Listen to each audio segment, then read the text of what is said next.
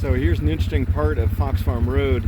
The left had been a controlled burn or prescribed burn from the Pure Fire. So they lit it off at this road and let it burn uphill here to go meet the incoming Pure Fire. On the right is the most recent Sequoia fire, and burning much hotter. You can see tree mortality in here is pretty high. There are some green trees a little further down there, which is quite hopeful. But up here, nearly no tree mortality. You can see some burning up the bark. This had been an area of really high fuel. But look at these. These are all dogwoods that are coming back from the root bases. They cut these back really heavily next to the road and then lit this off. This is what I used to call, see, that's this dead bush in the foreground is also dogwood, but burned from below. So this is also obvious, pointing to the fact that the fire did come up this hill, not down at this point. So I'm about halfway down. So anyway, on this side, little spot fire came over here and heated some things up over here, but didn't go anywhere because it had been burned off 3 years ago. Yeah, so I remember coming down here and finding dogwoods on both sides of this road. You can see them now only on the left, where they had done some heavy trimming before lighting that off. On the right, these are giant dogwoods up here, all dead, except for this one right here. Amazing. Looks like it got some protection maybe from that rock right there. These lamb's ears in the middle of the road, pointing to the fact that we've had no traffic down Fox Farm Road. So what do we have? We have the slide is up here on the hill. You can see that. So these giant sequoias are up in the Sequoia Grove. And then extensive dead trees down in here. This is where the Sequoia fire had burned. And you are seeing on the other side over there, that is the road. Interestingly enough, I'm seeing a lot more tree mortality below the road than above it. So that, again, pointing to the fact that the fire raced down this hill and then burned back up and then stopped at the road. I suppose it could be also that if they did some burning off operation at that road and let it burn down, but we know that didn't happen. The Pure Fire came over this ridge instantly 3.5 years ago and burned down in some places, but in most cases this road was used as a firing off boundary that burned back into the main Pure Fire. All right, as we circle around, this is great. Love it when there's wildflowers that are kind of making a comeback here. Then on this side, not nearly the positive picture. 100% tree mortality down this slope. I'm looking right down into Doyle Springs. Didn't used to see all of the cabin roofs down there. And then Camp with Sean, the campground is going to be straight down in the middle of this. But yeah, this is 100% tree mortality. And then as you look across the way, it appears that the fire did jump and left the cooler canyon alone, made it to the other side of this canyon, and then burned up to Mountain Home on the other side.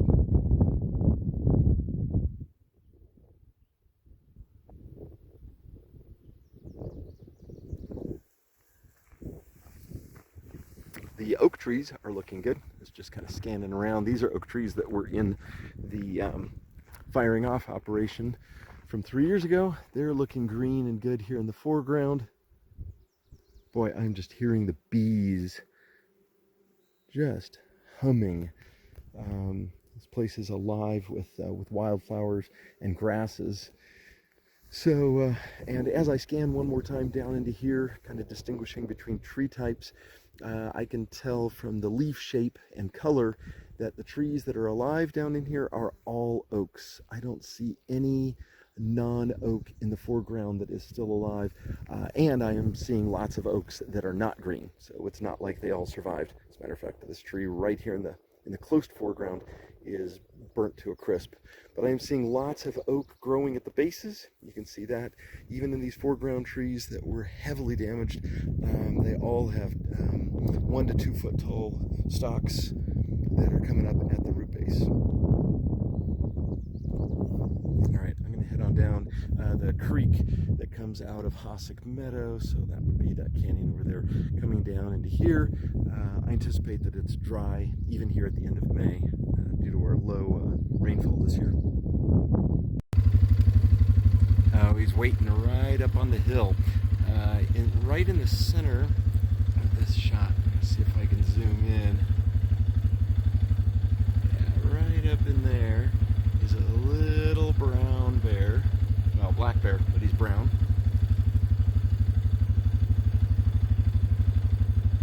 Right up in there. Oh, now you can see him walking to the right and away.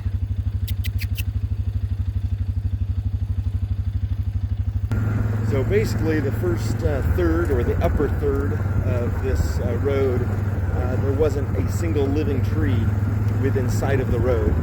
As I've gotten lower down here into the canyon, I'm getting intermittent green and burn sections. So this should recover nicely. There's sufficient habitat and seed inventory basically available. The fire was not as hot down in here. All of these oak trees are resprouting from the base. The upper side again looking great. As far as I understand, there was no fire crew on this road when the fire hit. That would have also happened on Sunday morning when it jumped down the mountain and then raced back up. So this basically was self-defended. Here you can see a recent burn spot, a few little hot spots that jumped up into this hill in the most recent fire. It just didn't spread, and it wasn't very hot because of the prescribed fire from 3 years ago. All right, I'm on my way back up Fox Farm Road, and if you recognize this area, we're coming up. It's a fairly steep section, and we're about to do a sharp left hairpin turn. This is about 2/3 out from Wishon. This is the last green area that exists before you get to Sequoia Crest. So there's dogwoods, there's cedars, there's oak, and then as we leave this hairpin turn area, we get into an area that then, a prolonged area that has not a single living tree. It's not to say there's not any growth.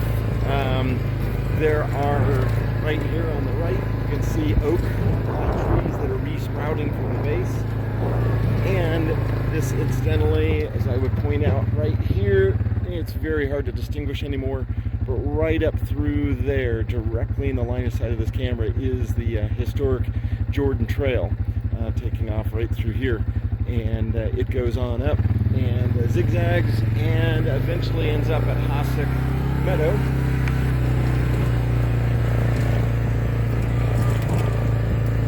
Here's some of the first giant sequoias, rather crispy. You can see, besides the 100% tree mortality here, most burned and took the leaves and needles, everything with it. So this is some of the hottest part of the fire. Some more giant sequoias.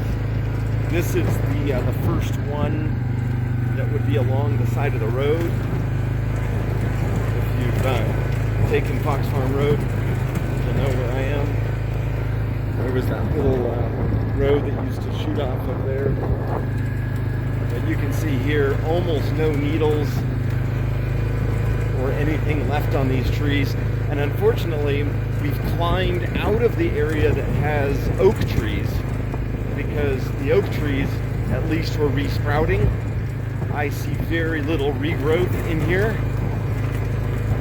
because it is cedars, sequoias, firs, and pines. Here's an oak tree right here. You can tell by its by its strange trunk. And yeah, I'm not even seeing any resprouting at this one. I am seeing a couple back there, and green right over there. Those are at the base of oak trees. There's another little resprout, another one there. So where there are oak trees, they are resprouting.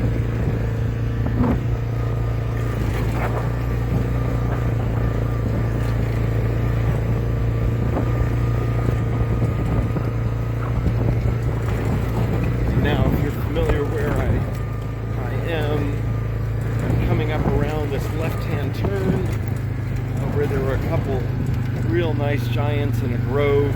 This was kind of an open clearing. People used to use it for shooting. And the Webb's driveway is just off here to the left.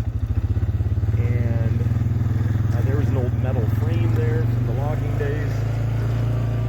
These sequoias are not looking good down in this region. Sorry.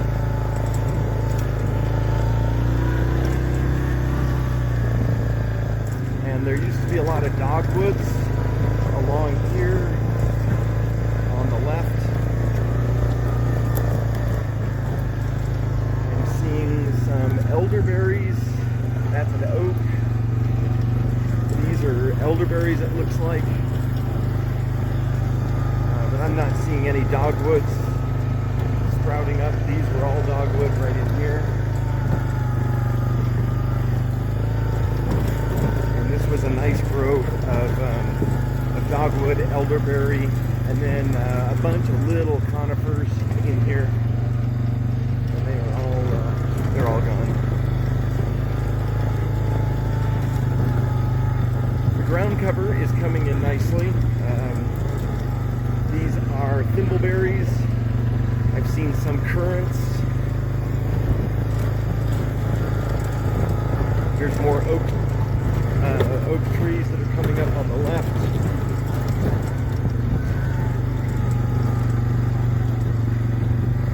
But the good news is here there will not be much of a way to propagate a fire up into Sequoia Crest from below. The Pier Fire basically got from the prescribed part of the Pier Fire, got everything from the Hardins and Chuckanans down there to the south, and the Sequoia Fire got everything here on the northern half of this. Here you can see a little grove of green trees and giant sequoias. Beautiful giant sequoia up here. All of that is a result of the firing out operation of the Pier Fire.